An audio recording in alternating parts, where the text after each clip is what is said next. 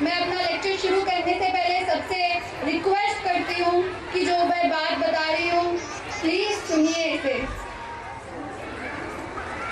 Nurturing human, आज मैं जो बोल रही हूँ बात तो ये है कि एक माँ अपने बेटे को किस तरीके से बना भी सकती है, उसको तबाह भी कर सकती है, बेटी हो या बेटा हो। उसका फ्यूचर सारा किस तरीके से एक माँ पे डिपेंड करता है।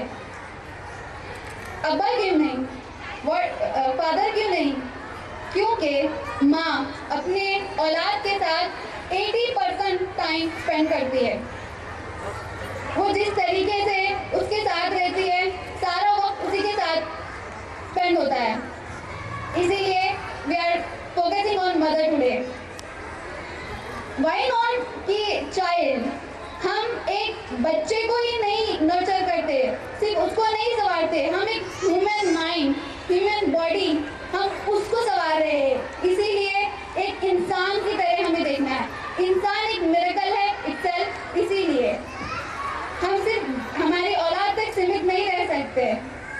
नाउ मैं अपने टॉपिक शुरू करने से पहले सबसे पहले ये बताऊंगी कि एक माँ जब पढ़ती है, जब वो एजुकेटेड होती है, जब वो मालूमात लेती है, जब वो खुद भी काम करती है, जानने के लिए कोई इंफॉर्मेशन हो या कुछ भी हो, वो 7 नस्लों तक जाता है। ये बात सबको पता है या नहीं? मैं जवाब सुनना चाहती हूँ, प्लीज जवाब दीजिए। मुझे ऐसा लग रहा है कि मैं सिर्फ बोल रही हूँ, आप लोग सिर्फ मुझे देख रहे, सुन नहीं रहे।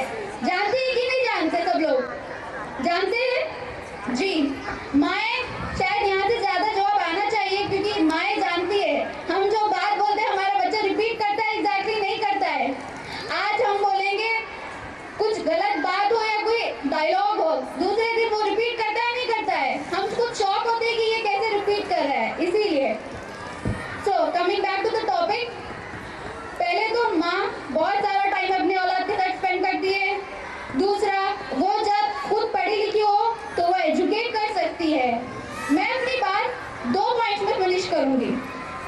फर्स्ट पॉइंट अभी मैं डिस्कस कर रही हूँ, जब हम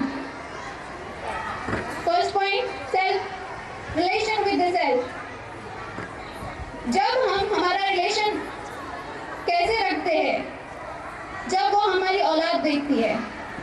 जैसे कि आते हैं फर्स्ट पॉइंट पर, अंडरस्टैंडिंग पर्सनल वैल्यूज, खुद के वैल्यूज जानना। जब एक माँ अपना ख्वाब लेकर जो भी उसको बनना हो, come to the very realistic factual point that is career. Doctor बनना चाहती हो, इंजीनियर बनना चाहती हो, आलिमा बनना चाहती हो, टीचर बनना चाहती हो, अगर वो अपने ख्वाब को ही इम्पोर्टेंस नहीं देती है तो आप उसको इनडायरेक्टली मैसेज दे रहे हैं कि आपको दुनिया में सिर्फ सर्विस के लिए रहना है।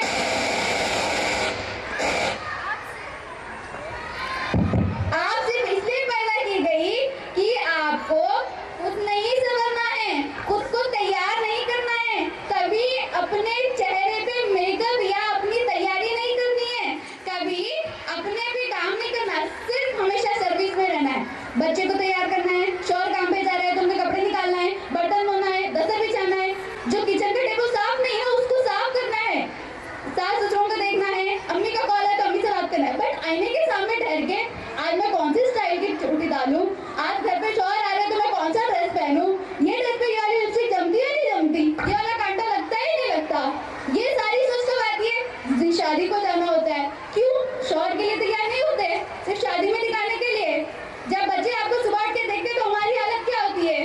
That one nighty with the smashed hairs and हम खाना परोस रहे, जल्दी खाना को स्कूल को जाना है, और हमको देखते बेटा सच में अच्छा, तो हम हमारी बेटी को क्या मैसेज दे रहे हैं?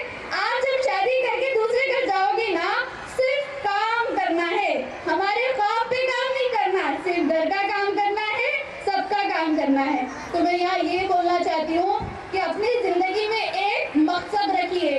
तो आप अपनी औलाद को ये सिखा रहे हैं कि जिंदगी एक मकसद के साथ जीनी है, आपका जो भी ख्वाब है उसको पूरा करने की कोशिश करिए, अपने वैल्यूज को इम्पोर्टेंस दीजिए।